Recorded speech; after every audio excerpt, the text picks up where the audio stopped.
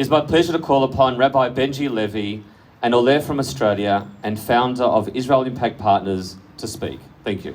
Jewish communities around the world just read the Torah portion of Chayei Sarah, the life of Sarah.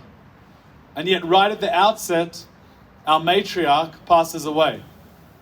So why is it called the life of Sarah when she dies right at the beginning? One reason is that it is only after a person dies that their impact truly lives. Almost 4,000 years have passed since Abraham purchased a burial plot for Sarah in the city of Hebron. And to this day, millions gather at the cave each year to respect the matriarchs and patriarchs.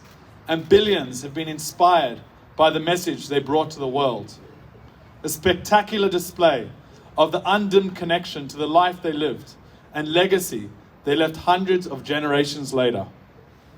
Just a few miles southwest, one of the opinions is that Abraham came from this very place, from Beersheba to Hebron, to mourn for his wife and buy this plot. And at the same weekend, we memorialize this important event. 104 years ago, at the height of World War I, the soldiers of the Australian and New Zealand Army Corps, principally the 4th Brigade of the Australian Light Horse, won a famous victory against the Ottoman Turkish forces at the Battle of Beersheba.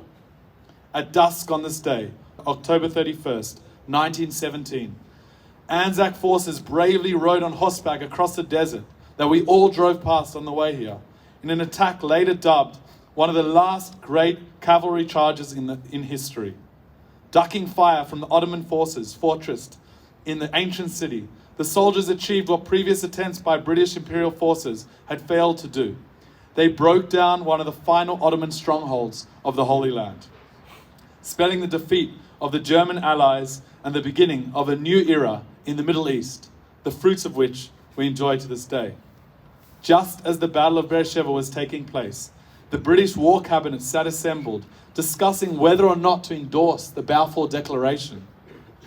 Many believe that the liberation of Beersheba pushed them over the line, precipitating just 3 days later the famous line, His Majesty's government view with favour the establishment in Palestine of a national home for the Jewish people, the establishment of the modern state of Israel.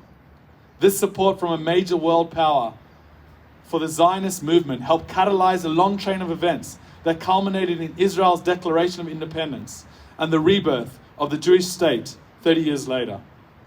We gather at the final resting place of the Australian and New Zealander soldiers who fell in the historic battle, and our hearts are filled with sadness as we remember the brave young people whose lives were cut short as they served far from their homes in our homeland. Yet our hearts are also filled with pride at the extraordinary success of their mission, which changed the course of history forever. Like Chayei Sarah, the life of Sarah, it is after their life that their legacy lives on. But more than just reminding ourselves of the sacrifice they made here at the Battle of Beersheba, we can see the tangible fruits of the ANZAC victory, the Jewish state in its ancestral homeland that has survived and thrived against all odds. A group of people coming together, hundreds of students coming from Australia, coming from New Zealand and around the world to study in this place and be on the front rows of history. As an Oleh myself from Australia, I'm immensely proud of the legacy my country of birth has left on the country in which I live today. Lest we forget, we will remember them. Yehi Zichram Baruch. May their memories be a source of blessing. Thank you.